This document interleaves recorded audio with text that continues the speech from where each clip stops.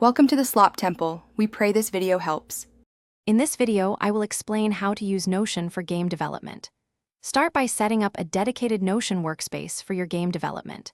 This keeps all your project information centralized and easily accessible.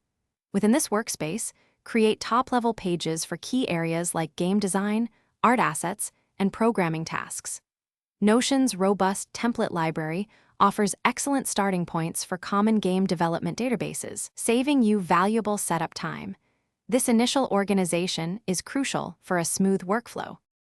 Next, build your game design document directly in Notion.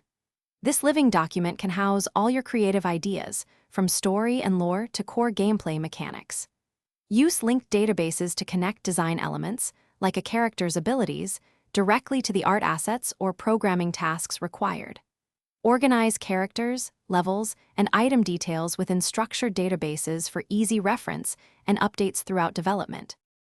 Now, let's manage your tasks and assets. Create a robust task management system using Notion databases, allowing you to break down large goals into smaller, actionable steps. Track all your art, sound, and code assets by adding properties like status, assigned artist, and file links. This ensures every asset is accounted for. Assign tasks to specific team members and monitor their progress in real time, fostering clear communication and accountability.